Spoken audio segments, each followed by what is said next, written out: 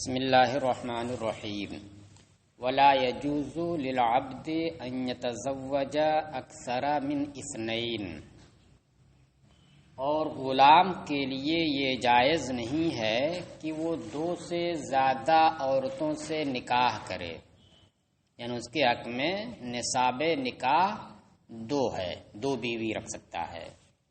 وقال مالک یجوز، اور امام مالک نے فرمایا کہ دو سے زیادہ اس کے لیے بھی جائز ہے، جیسے احرار کے لیے جائز ہے ویسے عباد کے لیے بھی جائز ہے۔ لأنہ فی حق النکاح، اس لیے بمنزلۃ الحر عندہ، اس لیے کہ غلام امام مالک کے نزدیک نکاح کے حق میں آزاد کی منزل میں ہے۔ اس کی منزل میں ہے، آزاد کی منزل میں ہے۔ وجہ اس کی بتاتے ہیں کیونکہ نکاح یہ آدمیت کے خواص میں سے ہے۔ نکاح کس کے خواص میں سے؟ آدمیت کے خواص میں سے ہے۔ تو جس طریقے سے ایک آزاد آدمی ہے، آدمزاد ہے، اسی طریقے سے یہ غلام بھی کیا ہے؟ آدمی ہے۔ تو دونوں میں کوئی فرق نہیں ہے آدمی ہونے میں۔ اس لیے اس معاملے میں امام مالک کے نزدیک وہ آزاد کی منزل میں ہے، لہذا اس کے لیے 4 کا جواز، تو اس کے لیے بھی 4 کا جواز ان کے نزدیک۔ حتی ملکہ بغیر اذن المولا، یہاں تک کہ امام مالک کے نزدیک بغیر آقا کی اجازت کے وہ نکاح کا مالک ہو گیا ہے۔ یہ امام مالک کے نزدیک ہے۔ امام مالک کیا کہتے ہیں کہ غلام بغیر آقا کی اجازت کے اپنا نکاح کر سکتا ہے، کیونکہ نکاح کرنا یہ اس کے آدمی ہونے کے خواص میں سے ہے۔ اگرچہ وہ غلام بن گیا مگر ہے تو آدمی، اور جب آدمی ہے تو نکاح اس کے خواص میں سے ہے، تو نکاح کا مالک ہے، وہ نکاح وہ کر سکتا ہے بغیر اس کی اجازت کے۔ مالک کیسے مانتے ہیں کہ دیکھیے، طلاق کا مالک تو بالاتفاق ہے، طلاق کا مالک بالاتفاق ہے۔ غلام نے شادی کی آقا کی اجازت کے ساتھ احناف کے نزدیک، یا بغیر اجازت کے بھی امام مالک کے نزدیک نکاح ہو گیا اس کا۔ اب رہی بات طلاق دینے کی، تو طلاق دینے میں آقا کی اجازت کا دخل کسی کے ہاں نہیں ہے۔ یہ ہے طلاق دینا، تو طلاق کا مالک وہ مستقل طور پر ہے۔ تو جب طلاق کا وہ مالک ہے غلام، اور طلاق ہوتی کس کی ہے؟ نکاح کی۔ طلاق میں کیا ہوتا ہے؟ نکاح کے رشتے کو ختم کر دینا۔ تو جب وہ اس رشتے کو ختم کرنے کے لائق ہے، اس کا قابل ہے، تو پھر اس کا مطلب کیا ہوا؟ نکاح کا بھی وہ مالک ہے، جب نہ اسے ختم کرے گا کہ دوسرے کی ملک ختم کرے گا۔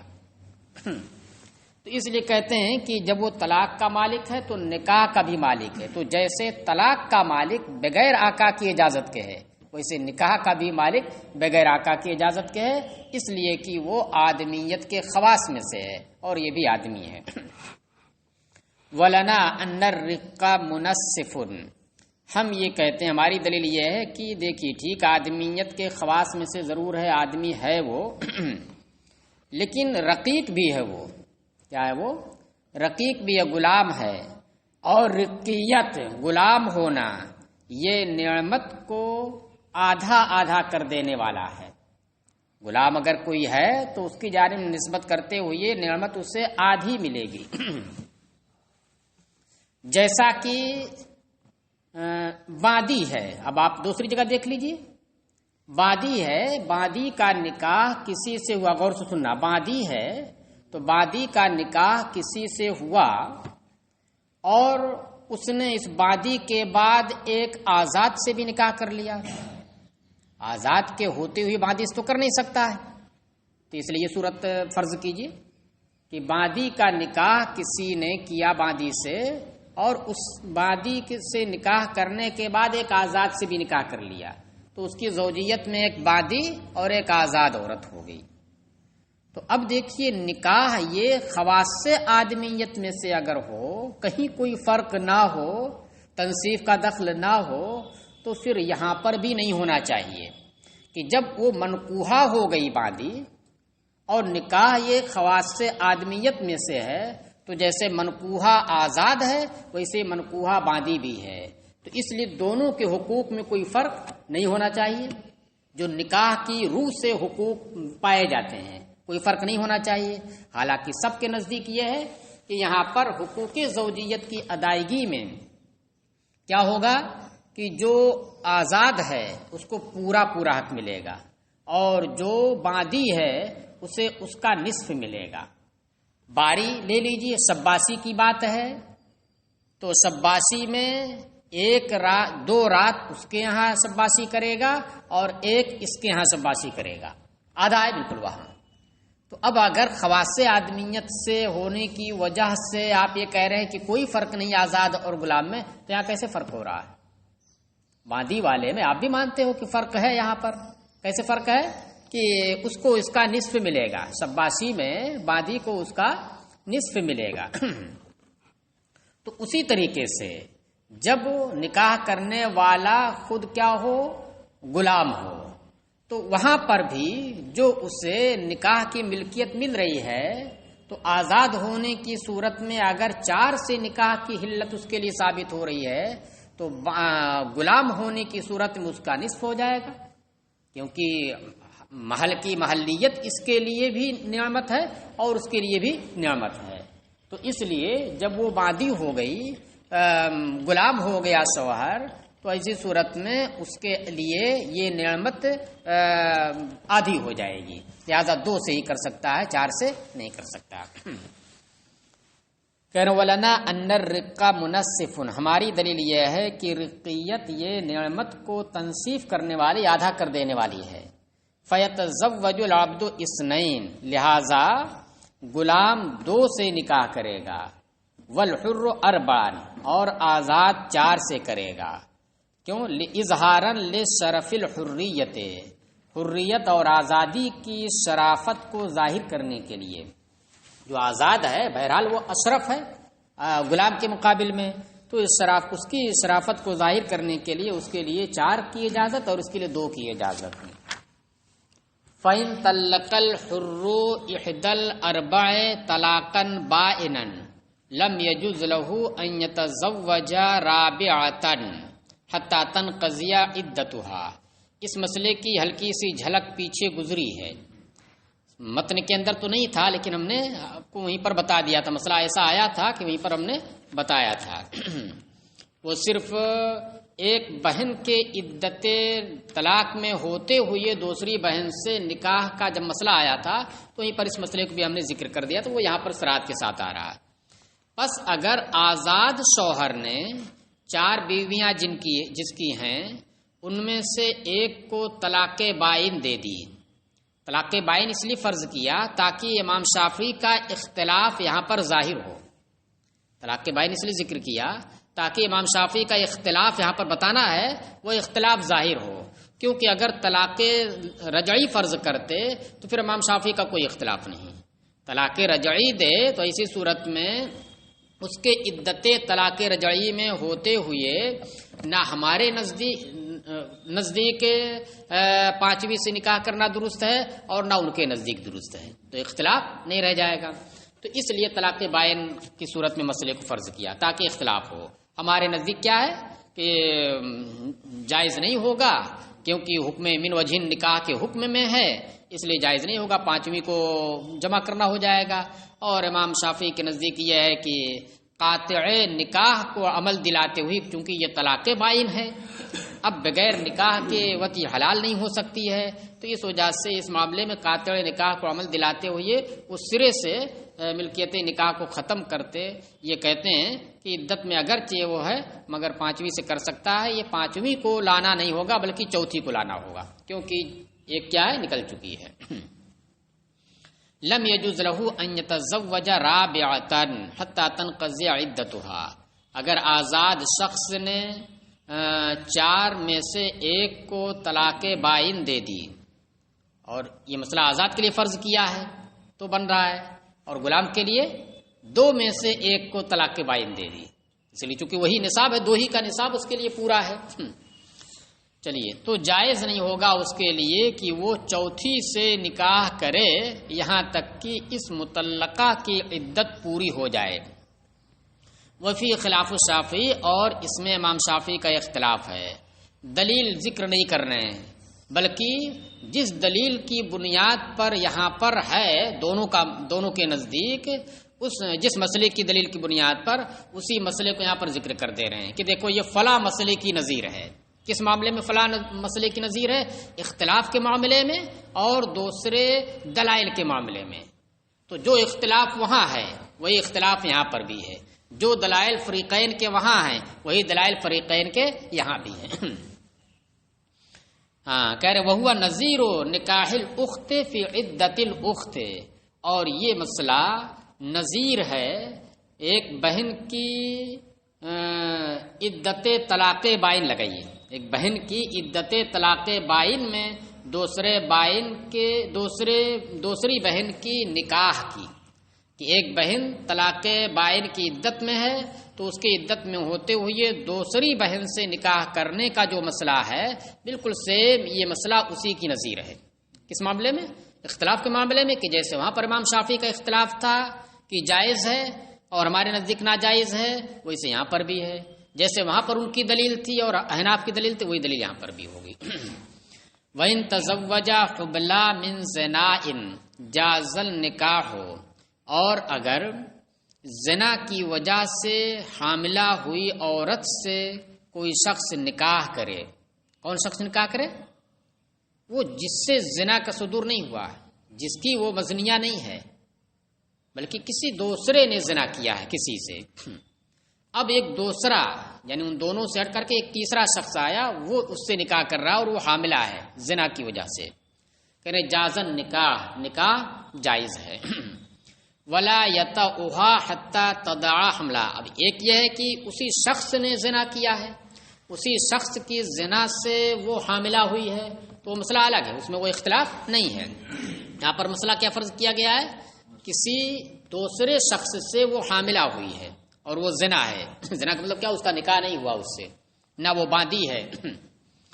تو اب کوئی شخص اس سے نکاح اگر کرے اس صورت میں حاملہ ہے مگر وہ حمل زنا کی وجہ سے ہے، تو کہہ رہے ہیں کہ نکاح جائز ہے احناف کے نزدیک، امام اعظم کے نزدیک۔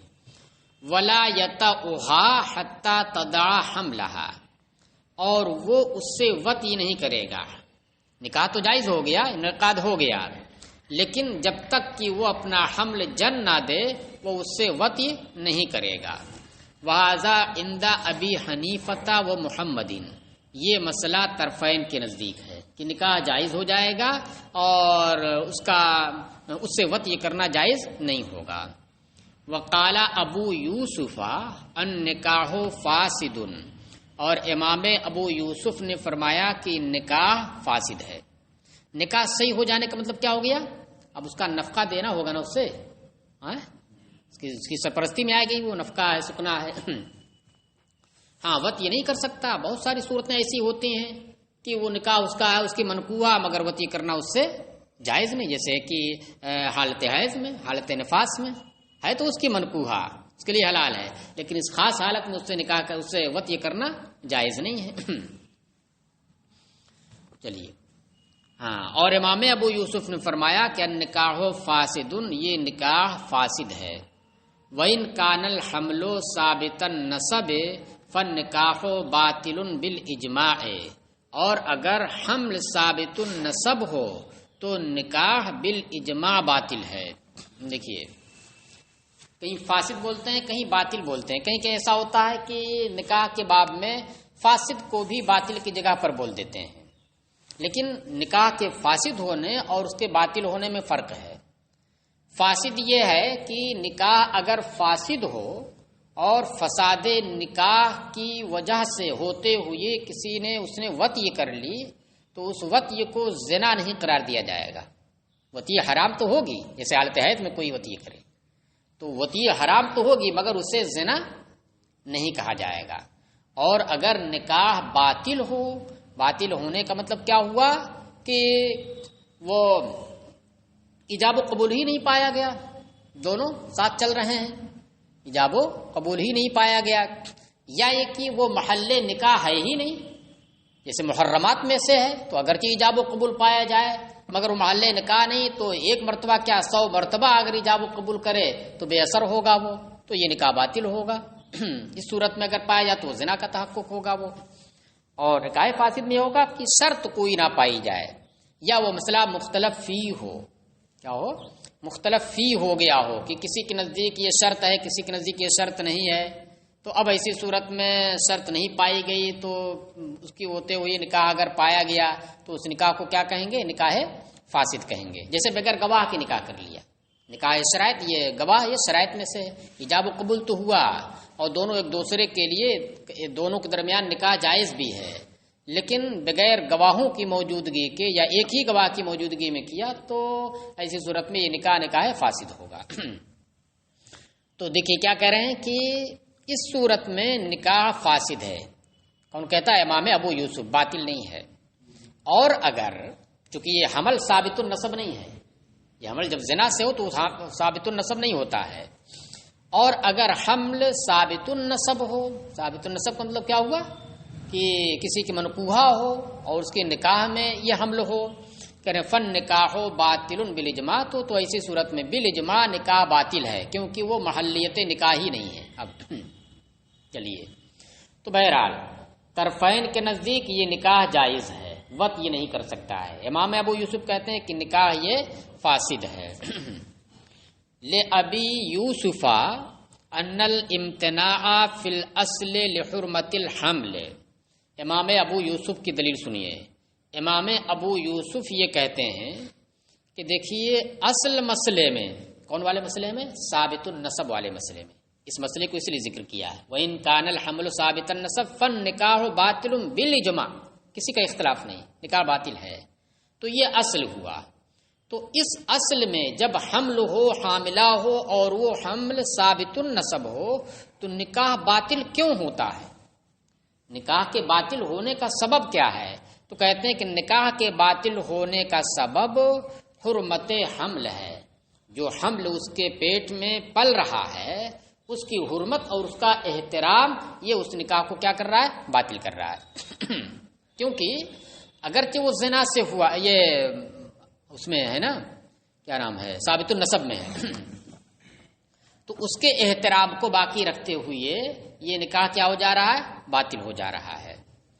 اب اگر یہ حمل ثابت النسب نہ ہو، ثابت النسب نہ ہو، غیر ثابت النسب ہو، تو ایسی صورت میں حمل کا احترام تو رہے گا ہی، کہ حمل میں کوئی غلطی کی، حمل نے غلطی حمل نے نہیں کی ہے، کوئی جنایت اس کی جانب سے نہیں ہے، اس لیے جب اسی کی حرمت کا لحاظ کرتے ہوئے ثابت النسب والے مسئلے میں نکاح بالاجماع باطل ہو رہا ہے، تو اب اس کی حرمت تو اس صورت میں بھی ہے، کیونکہ زنا والی صورت میں اس کا کوئی قصور نہیں ہے۔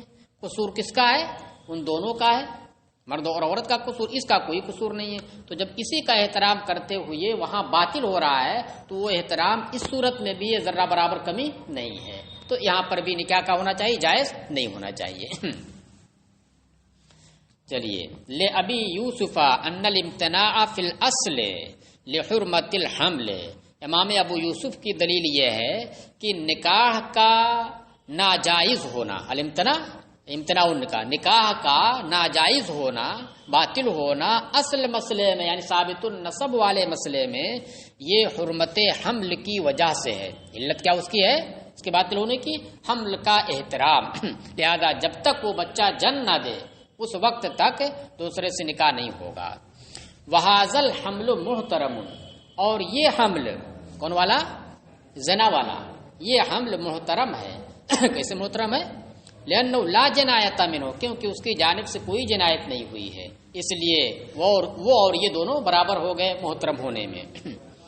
وَلِهَذَا لَمْ يَجُزْ إِسْقَاطُهُ، یہی احترام ہی کی وجہ سے کہ چونکہ یہ حمل بھی محترم ہے، اسی محترم ہونے ہی کی وجہ سے اس حمل کا اسقاط جائز نہیں ہے۔ حمل جب قرار پا گیا اور اس کے اندر خلقت ظاہر ہو گئی تو پھر اس کا اسقاط جائز نہیں ہے۔ چلیے، یہ دلیل ہو گئی ان کی۔ تو علت کیا ہوئی؟ اصل والے مسئلے میں ہر باطل ہے ہر ایک کے نزدیک، ثابت النسب والے میں، تو اس میں علت کیا رہی؟ حرمت حمل۔ تو وہ حرمت حمل بغیر کسی فرق کے یہاں پر بھی ہے کیونکہ اس کی کوئی جنایت نہیں ہے اور کوئی فرق نہیں. اس کی تائید اس بات سے بھی ہوتی ہے کہ جیسے اس کا اسقاط جائز نہیں اسے اس کا اسقاط بھی جائز نہیں ہے. وَلَهُمَا أَنَّهَا مِنَ الْمُحَلَّلَاتِ بِالنَّصِّ اور طرفین کی دلیل یہ ہے کہ یہ محللات بالنص کے ذریعے محللات میں سے ہے. کیا ہے یہ؟ نص کے ذریعے ان عورتوں میں سے ہے جو حلال ہیں. نصیر الدین آج سوئے نہیں ہو لگتا رات میں. تو نص کیا ہے؟ وہی جس میں عام ہے وَأُحِلَّ لَكُم مَّا وَرَاءَ ذَلِكُمْ أَن تَبْتَغُوا کہ مطلق ہے محرمات کا ذکر ہے. اس کے بعد کیا آ گیا کہ اس کے علاوہ جو ہیں وہ تمہارے لیے حلال کی گئی ہیں. تو اب اس کا ذکر کہیں نہیں آیا ہے کہ حمل ہو زنا کی وجہ سے تو اس سے نکاح جائز نہیں, وہ بھی محرمات میں سے ایسا نہیں ہے. تو اس وجہ سے اس کے عموم کی وجہ سے بذریعہ نص یہ محللات میں سے ہے یعنی محرمات میں سے نہیں. وحرمت الوطی اب رہی یہ بات, اب سوال یہ ہوتا کہ بھائی جب محللات میں سے یہ ہو گئی حلال ہے تو وطی سے کیوں آپ روک رہے ہیں؟ اس سے وطی سے کیوں روک رہے ہیں؟ تو اس کا جواب دے رہے ہیں وحرمت الوطی کیلا یسقی ماؤہ زرع غیرہ اور وطی کا حرام ہونا یہ اس وجہ سے ہے تاکہ اس کا پانی اس کا نطفہ دوسرے کی کھیتی کو سیراب نہ کرے, کیونکہ اس کے پیٹ کے اندر جو جنین ہے جو حمل ہے وہ دوسرے کی کھیتی ہے. وہ کس کا ہے؟ وہ دوسرے کا نطفہ ہے, دوسرے کا ثمرہ ہے وہ. تو اس لیے ہم یہاں پر نکاح کو تو جائز قرار دیا گیا لیکن وط یہ جائز اس لیے نہیں قرار دی گئی کیونکہ وط جب کرے گا تو اس کا نطفہ اس کی کھیتی کو سیراب کرے گا. اور تو کیا ہوا سیراب کرے گا؟ کہہ رہے نہیں, سیراب کرنا اس کی ممانعت آئی حدیث کے اندر. حضور نے فرمایا من کانا یؤمن باللہ والیوم الآخر فلا یسقین ماؤہ زرع غیرہ, جو اللہ اور یوم آخر پر ایمان رکھتا ہو تو ہرگز اس کا پانی دوسرے کی کھیتی کو سیراب نہ کرے. تو اس لیے اس کی ممانعت ہے. چلیے اب سوال پیدا ہوتا ہے لیکن اس مسئلے کو پورا کر کے پھر ہم سوال اور جواب دیتے ہیں. والامتناع فی ثابت النسب, اب اس مسئلے سے لائے تھے کہ بھئی ثابت النسب میں تو کیا حرمت حمل کی وجہ سے ہے اور حرمت حمل یہاں پر بھی ہے اس وجہ سے یہاں پر بھی باطل ہونا چاہیے. کہہ رہے نہیں ایسا نہیں ہے. والامتناع فی ثابت النسب اور ثابت النسب والے مسئلے میں نکاح کا ناجائز ہونا یہ صاحب نطفہ کے حق کی وجہ سے, لحق صاحب الماء صاحب نطفہ کے حمل کی وجہ, یہ حق کی وجہ سے ہے. ولا حرمت للزانی, تو اس کا مطلب کیا ہوا؟ احترام اس میں صرف حمل ہی کا نہیں ہے بلکہ صاحب حمل کا بھی احترام ہے. ولا حرمت للزانی, اور یہاں پر چونکہ جو صاحب نطفہ ہے وہ زانی ہے, وہ کیا ہے؟ احترام کا مستحق نہیں ہے بلکہ وہ پتھر کا مستحق ہے. اگر ثابت ہو جائے ثبوت شرعی ہو جائے تو پھر وہ کیا ہے؟ سنگسار کیے جانے کا مستحق ہے جبکہ وہ کیا ہو؟ شادی شدہ ہو. چلیے اب دیکھیے ایک سوال یہاں ہوتا ہے, اس کو حاشیے میں بھی ذکر کیا ہے. سوال یہ ہے کہ کیا فرمایا کہ جب حمل ہوگا پیٹ کے اندر زنا سے ہی ہے تو نکاح درست ہے مگر وطی نہیں کر سکتا. کیوں وطی نہیں کر سکتا؟ اس لیے کہ اگر وطی کرے گا تو اس کا نطفہ اس کا پانی پہلے سے موجود جو کھیتی ہے اس کو سیراب کرے گا جس کی ممانعت آئی ہے. تو سوال اس پر یہ ہوتا ہے کہ یہ سیرابی کیسے ہوگی؟ سیراب کرنے کا کہاں تحقق ہوگا؟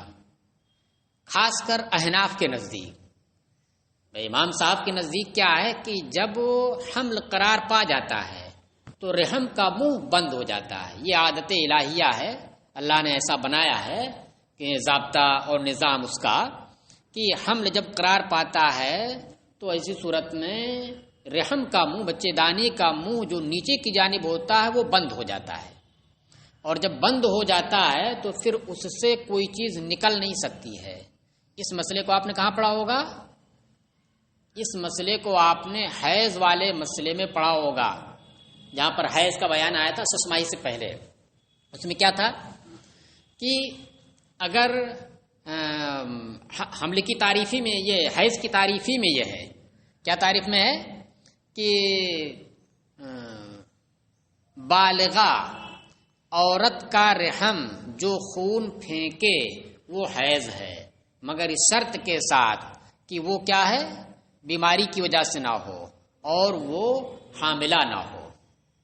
اس لیے کہ حاملہ اگر ہوگی تو پھر ایسی صورت میں اگر خون نکل رہا ہے تو یہ کہا جائے گا کہ وہ خون بچے دانی سے نہیں آ رہا، رحم سے نہیں آ رہا، بلکہ کہیں کسی رگ سے آ رہا ہے جو بیماری کی وجہ سے ہے۔ عادت کے مطابق جو حیض آتا وہ بیماری نہیں اس کو کہا جاتا ہے۔ وہی علت بتائی ہے، کیوں ایسا ہے کہ بھائی حالت حمل میں ہو تو یہ حیض کیوں نہیں آ سکتا ہے، تو وہی وجہ بتائی تھی کیونکہ اللہ نے یہ نظام بنایا ہے اس کا کہ جب حمل قرار پاتا ہے تو ایسی صورت میں بچے دانی کا منہ بند ہو جاتا ہے، اور جب بند ہو جاتا ہے تو پھر کوئی چیز وہاں سے نکل نہیں سکتی ہے۔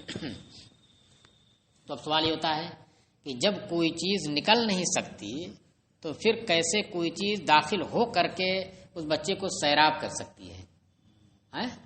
سوال ہے نا یہ، جب کوئی چیز نکل نہیں سکتی تو پھر باہر سے کوئی چیز، بھائی اوپر ایسے ہے اور نیچے سے کوئی چیز جائے گی، تو نیچے اوپر سے جب آنا ممکن نہیں ہے تو نیچے سے کسی چیز کا اس کے اندر داخل ہو کر کے اس کو سیراب کرنا یہ کیوں کر ممکن ہوگا؟ یہ سوال پیدا ہوتا ہے نا، خاص کر آپ کے مذہب پر۔ آپ تو مانتے ہیں کہ مطلب جب حمل قرار پا گیا تو اب خون اگر آ رہا تو وہاں سے نہیں آ رہا کیونکہ وہ بند ہے، آنا ممکن نہیں ہے۔ تو اس کا جواب یہ دیا ہے کہ دیکھیے رحم کے اندر قوت جاذبہ و قوت ماسکہ ہے، قوت جاذبہ قوت ماسکہ ہے کہ حمل جب قرار پاتا ہے تو اس کے اندر جذب کی قوت اور روکنے کی قوت ہوتی ہے، کہ خون کو لڑکے کے لیے روکنے کی قوت ہوتی ہے کہ خون کو باہر وہ رحم نہیں جانے دیتا ہے تاکہ وہ لڑکے کی خوراک بنے، اسی سے اس کی پرورش ہو۔ اور دوسری چیز کہ باہر سے کسی چیز کو جذب بھی وہ کر سکتی ہے، باہر سے کسی چیز کو وہ جذب کر سکتی ہے۔ تو اس لیے جب اس کے اندر قوت جاذبہ ہے، مخرجہ نہیں ہے کہہ لیجیے حمل کی حالت میں، تو باہر سے اگر من یہ نطفہ جائے تو پھر اسے ترشح کے طور پر وہ کھینچ سکتا ہے۔ مگر ایک سوال یہاں پر یہ ہوتا ہے کہ ترشح کے طور پر اگر وہ حمل کی صورت میں نطفے کو کھینچ سکتا ہے جس سے سیرابی اس کی ہوگی، تو پھر ایسی صورت میں ایک سے زائد بچے کی ولادت ہونی چاہیے۔ عام طور سے ایک سے زائد بچے کی ولادت ہونی چاہیے کہ نہیں؟ اس لیے کہ حمل قرار پانے کے بعد وطی تو منع ہے نہیں، وطی کر سکتا ہے، بلکہ ڈاکٹروں کی ہدایت کے مطابق وطی کرنا چاہیے تاکہ جو ہے ولادت میں آسانی ہو۔ تو اس لیے جب وطی کرے گا، وطی منع نہیں ہے، اور پھر وہ سیرابی وہ مطلب جائے گا اندر، تو پھر جب جائے گا تو نطفہ جائے گا تو پھر ایک پہلے ہی سے ہے تو اور جا رہا تو اور بچہ پیدا ہو جائے اس کے اندر، ایک سے زیادہ ہو جائے، 2 ہو جائے، 3 ہو جائے، 4 ہو جائے، کئی ایک ہوتا چلا جائے، تو پھر ایسا کیوں نہیں ہو رہا ہے جب اس کے اندر ہے اس کی صلاحیت؟ چلیے یہ ایک سوال ہے، ڈاکٹری اعتبار سے یہ ایک سوال ہوتا ہے۔ تو کوئی جواب اس کا ہے؟ دیکھو یہ کیا کہہ رہا ہے، میں یہ نہیں کہہ رہا دودھ میں اضافہ کرتا ہے، وہ تو ہے کہ وہ سیراب کرتا ہے۔ سیراب کا مطلب کیا ہوا؟ سیراب کا مطلب یہ ہے نا کہ جب آپ کھیتی سیراب کرتے ہیں تو کھیتی لہلہانے لگتی ہے، یہ تھوڑی کہ ڈوب جاتی ہے اور وہ ہو جاتی ہے۔ اگر ڈوب جائے تو اس کو سیراب کرنا بولیں گے نہیں، تب تو اس کو بولیں گے باڑھ کی نظر ہو گیا وہ۔ تو سیرابی کا مطلب کیا ہوا؟ کھیتی کے سیراب کرنے کا مطلب کہ اس کے اندر قوت پیدا کرنا، پانی ڈالتے ہیں تو قوت پیدا ہوتی ہے، بڑھتا ہے پودا، تو اسے سیراب کرنے کو بلا شبہ وہ اس کے اندر اضافہ کرتا ہے، اس کو قوت پہنچاتا ہے۔ بعض لوگ کہتے ہیں اس سے اس کا بال پیدا ہوتا ہے، بہرحال جو بھی ہو تو اس سے اس کا فائدہ ہوتا ہے۔ سوال یہاں پر یہ ہے کہ جب اس سے سیرابی ہوگی کس کی؟ اس کھیتی کی جو اندر ہے، جب سیرابی اس کی ہوگی تو پھر نطفہ جب یہ جائے گا، جیسے بھی جائے گا، آپ کہہ رہے ہیں کہ نکلے گا تو نہیں اندر سے لیکن باہر سے جا سکتا ہے، تو تو ہمارا سوال یہ ہے کہ جب جا سکتا ہے تو جب پہلے والے نطفے سے بچہ بن رہا ہے تو پھر دوسرا نطفہ پہلے بچے کے ہوتے ہوئے دوسرا نطفہ جب جا رہا ہے تو مزید بچے کا امکان ہو سکتا ہے کہ نہیں ہو سکتا ہے؟ مزید بچہ اس میں ہونا چاہیے. حالانکہ ایسا نہیں ہے. جو ایک سے زائد بچے ہوتے ہیں وہ پہلے ہی والے سے رہتے ہیں. ایک سے زائد جو بچے ہوتے ہیں ایسا نہیں کہ بار بار حمل قرار پانے کے بعد وتی ہوتی ہے تو جو ہے اس کی وجہ سے 2 بچے ہو جاتے ہیں 3 بچے یا 4 بچے ہو جاتے ہیں. نہیں, پہلے ہی حملے سے 2-3 بچے یا ایک سے زائد بچے ہوتے ہیں, پھر اس کے بعد وہ بند ہو جاتا ہے.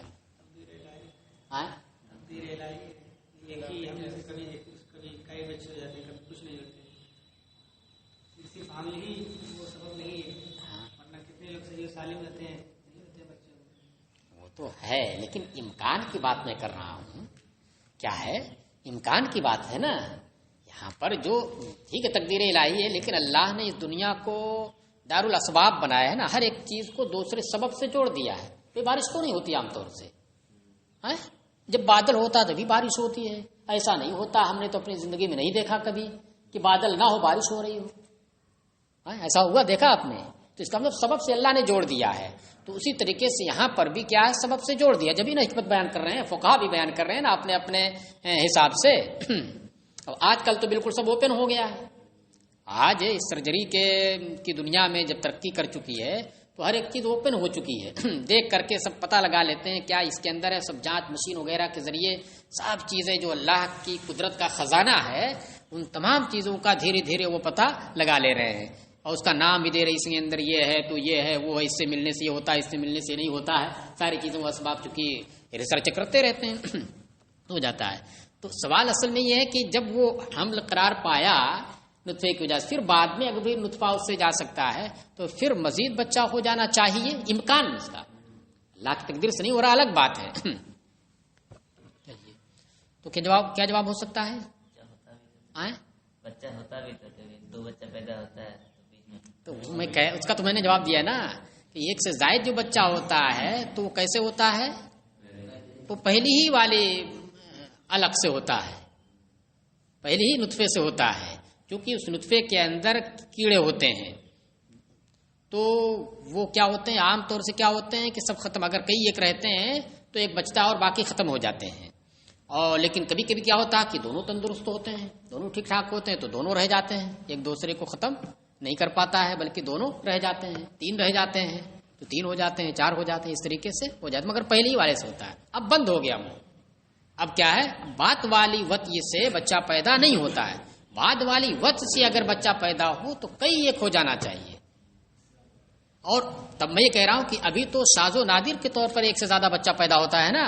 اگر اس کی وجہ سے ہوتا ہو تو ایک شاذ و نادر کے طور پر نہیں, عموماً ہونا چاہیے. حالانکہ یہ بالکل اس کے خلاف ہے, ایسا نہیں ہوتا ہے. تو کچھ سوچ کے بتائیے.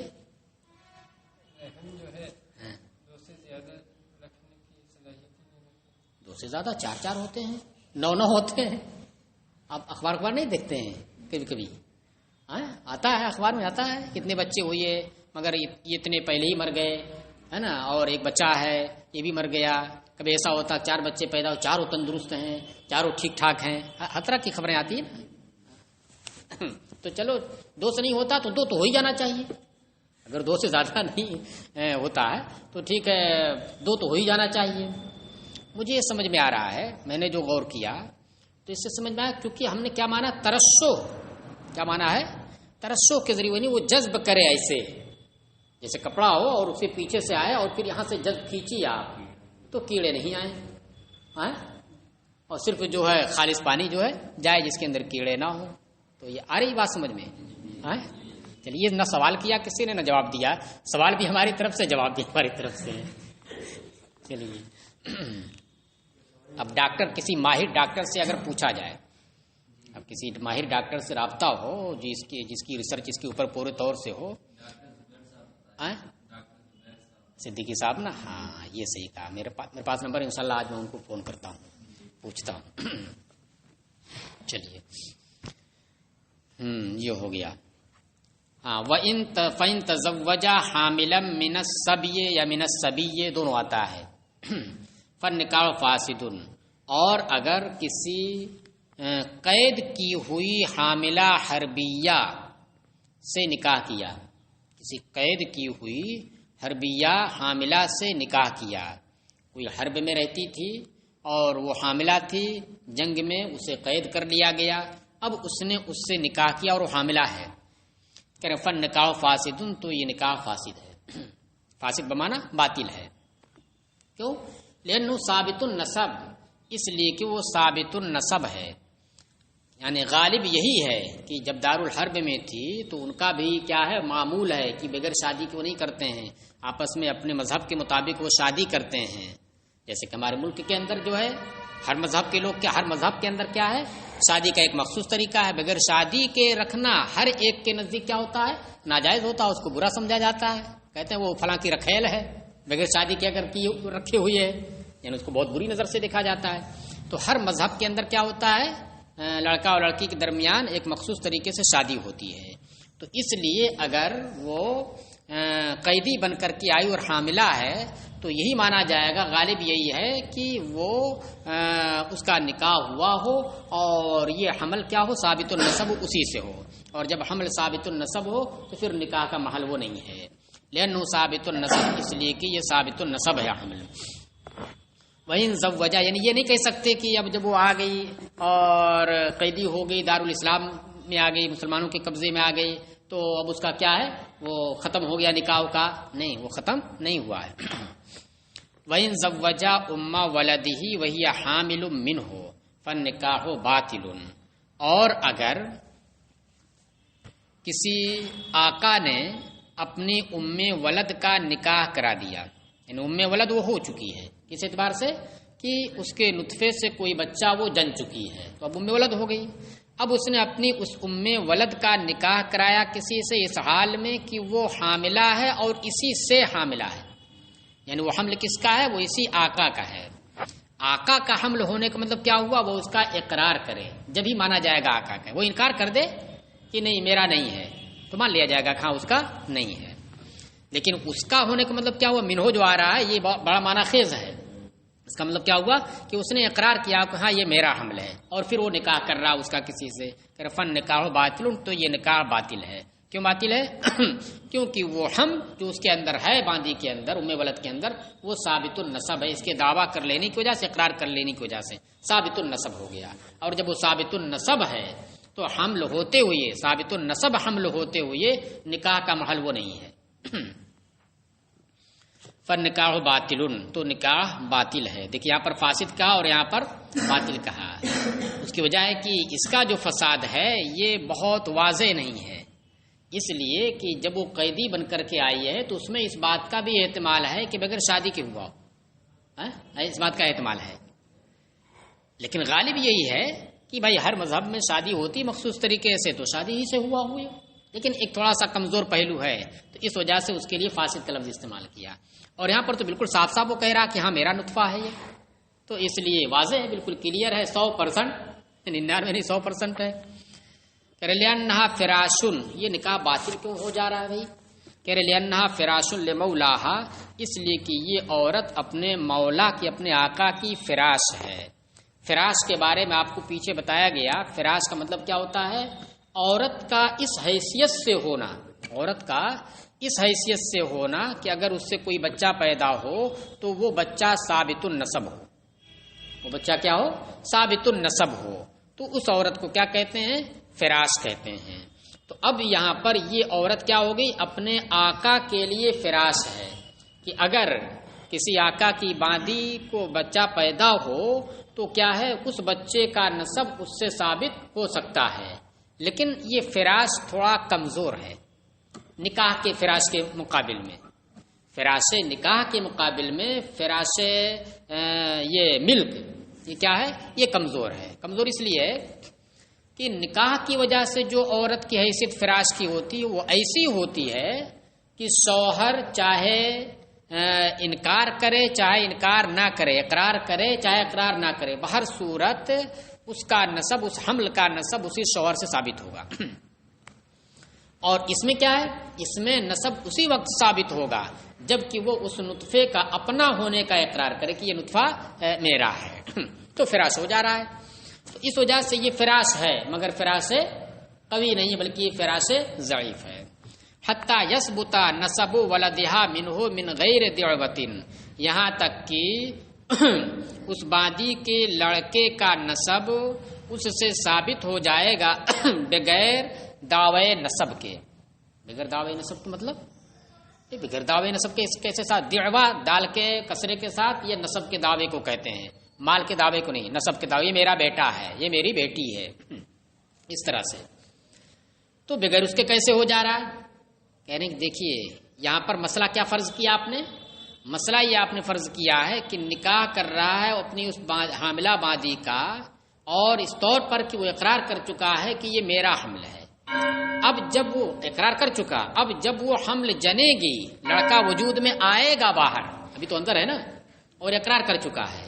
اب جب اقرار کر چکا ہے تو اب جب وہ ولد باہر آئے گا، پیدا ہوگا، تو اب دعوے کی ضرورت نہیں ہے اس کے، اب اس کے دعوے نسب کی ضرورت نہیں ہے، پہلے جو اقرار کر چکا ہے اسی سے مستحکم ہو چکا ہے، وہ آٹومیٹک اس سے ثابت ہو جائے گا کہاں اس کا لڑکا ہے کہ یہ میرا بیٹا ہے، جو حمل ہے یہ میرا ہے، میرے نطفے سے ہے۔ چلیے، تو یہ فراش ہونے کی دلیل ہے کہ جب وہ پہلے کہہ چکا ہے کہ یہ میرا نطفہ ہے حمل ہی کی صورت میں، اب جب پیدا ہوا تو پھر کچھ دعوے کی ضرورت نہیں ہے، اس کا نسب اس سے ثابت ہو جائے گا۔ تو نسب کا ثابت ہو جانا اس صورت میں یہ اس بات کی دلیل ہے کہ عورت اس کی فراش ہے۔ فلو صحن نکاح ہو، بس اگر اس صورت میں نکاح دوسرے سے صحیح ہو جائے، حصل الجمع بین الفراشین، تو ایسی صورت میں دو فراشوں کے درمیان جمع کرنا لازم آئے گا، اور دو فراشوں کو جمع کرنا یعنی ایک ہی عورت دو کی فراش ہو جائے تو اس کے اندر تو نسب ہی مخلوط ہو جائے گا۔ بھائی کس سے ثابت ہوگا؟ اس سے کہ اس سے نکاح مانیں گے تو کیا ہو جائے گا؟ وہ دعویٰ کرے گا، تو اس لیے نسب مخلوط ہو جائے گا، لہذا جمع بین الفراشین لازم آئے گا، اور یہ جائز نہیں ہے۔ الا انہ غیر متعقد حتی ینتفی الولد بالنفی من غیر لعان، ہاں مگر یہ کہ یہ ثبوت نسب جو ہو رہا ہے، یہ فراش ہونا جو ہو رہا ہے، یہ مستحکم نہیں ہے، یہ ضعیف ہے، یہاں تک کہ لڑکا منتفی ہو جائے گا، لڑکے کا نسب منتفی ہو جائے گا اس کے انکار کر دینے کی وجہ سے۔ اگر انکار کر دے کہ نہیں میرا نطفہ نہیں ہے تو پھر اس کا نسب منتفی ہو جائے گا۔ من غیر لعان، بغیر لعان کے۔ دیکھیے اگر آقا کیا کرے کہ حاملہ ہوئی اس کی باندھی، اور اس نے کیا کر دیا؟ یہ دعویٰ کر دیا کہ یہ میرے نطفے سے نہیں ہے، میرے نطفے سے نہ ہونے کا مطلب نطفہ تو آیا اس کے رحم کے اندر، تو اس کا مطلب کیا ہوا کہ اپنے کا جب انکار کر دیا جو جائز تھا، تو اس کا مطلب ناجائز کا وہ دعویٰ کر رہا ہے، یہ نہ ہوا؟ جب حمل ہے اور آقا کا ہی حمل ہوتا تو جائز ہوتا، اب وہ انکار کرنے میرا حمل نہیں ہے، تو اپنے حمل کے انکار کرنے کا مطلب کیا ہوا؟ وہ یہ کہہ رہا ہے کہ کسی اور سے بطور زنا یہ حمل ہوا ہے، کسی اور سے بطور زنا یہ حمل ہوا ہے۔ تو اب اگر یہی چیز ایک ناکے ہے، یعنی شوہر اپنی بیوی کے اوپر لگائے کہ یہ میرا بچہ نہیں ہے، یا زنا کی تہمت لگائے کہ اس نے فلاں سے زنا کرایا ہے، تو اب ایسی صورت میں اگر اس نے ثابت کر دیا تو حد زنا لازم ہو جائے گی، ثابت کر دیا، 4 گواہ کو پیش کر دیا تو ثابت ہو گیا، تو زنا کی حد اس کے اوپر جاری ہو جائے گی۔ اور اگر نہیں ثابت کر سکا تو پھر ایسی صورت میں صرف اس کے لانچھن لگا دینے کی وجہ سے اور تہمت لگا دینے کی وجہ سے کیا نام ہے وہ متہم نہیں ہو جائے گی اور معیوب نہیں ہو جائے گی۔ اب کیا کرنا پڑے گا اسے؟ اب اس کی ذمہ داری بنے گی یا تو گواہ پیش کرے، اور اگر گواہ نہیں پیش کر سکتا ہے تو پھر لعان کرے، کیا کرے؟ لعان کرے، اپنے اوپر جو ہے لعنت کرے۔ لعان کا طریقہ جو ہے وہ مستقل ایک باب ہے کہ 4 مرتبہ اللہ کے نام کی قسم کھاتے ہوئے شہادت کے لفظ سے یہ کہے کہ میں اس تہمت لگانے میں سچا ہوں۔ وہ پوری آیت ہے سورہ نور کے اندر پہلے والے صفحے میں کہ 4 مرتبہ اس طرح سے کرے، اور 5ویں مرتبہ یہ کہے کہ کیا والخامسۃ ان لعنت اللہ علیہ ان کان من الکاذبین، کہ 5 مرتبہ یہ کہے کہ اگر میں اس معاملے میں اس تہمت لگانے میں جھوٹا ہوں تو میرے اوپر اللہ کی لعنت ہو. جب یہ کر لے تو پھر عورت سے بھی اس طریقے سے کرایا جائے گا کیونکہ یہ فراش قوی تھا. فراش قوی میں اگر وہ تہمت لگا دے رہا تو ایسی نہیں اس کا پیچھا چھوٹے گا، اس کو ثابت کرنا پڑے گا. اور یہاں پر اگر یہ کہہ دے رہا ہے آقا کہ یہ میرا نطفہ نہیں ہے تو لعان وغیرہ کی کوئی ضرورت نہیں ہے تو نہیں ہے. چلیے تو وہی کہ اللہ انہ غیر متعقد، مگر یہ کہ یہ فراش غیر متعقد ہے، غیر مستحکم ہے.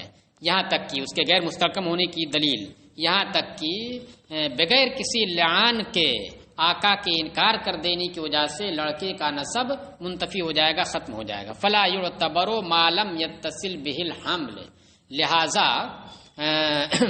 اس فراش کا اعتبار نہیں ہوگا نکاح کے حرام ہونے میں. اس فراش کا اعتبار نہیں ہوگا نکاح کے حرام ہونے میں جب تک کہ اس فراش کے ساتھ ساتھ اس کا حمل بھی متصل ہو. کیا ہو؟ حمل بھی اس کا متصل ہو. برخلاف فراش قوی کے، فراش قوی کے اگر ایک اور مرد نے کسی عورت سے نکاح کر لیا تو چاہے حمل ہو اس کو فی الحال، چاہے حمل نہ ہو، بہر صورت جب تک وہ اس کی منکوحہ ہے تو چونکہ فراش قوی ہے وہ، اس لیے اس سے نکاح کرنا جائز نہیں ہوگا. اور یہاں پر کیا ہے کہ اگر اس کا حمل نہیں ہے تو چونکہ یہ فراش قوی نہیں، فراش ضعیف ہے، اس لیے دوسرے سے نکاح کر لے گا. اس لیے دوسرے سے نکاح کرنے کا مطلب کیا ہوا؟ 2 فراشوں کے درمیان جمع کرنا نہیں ہوگا.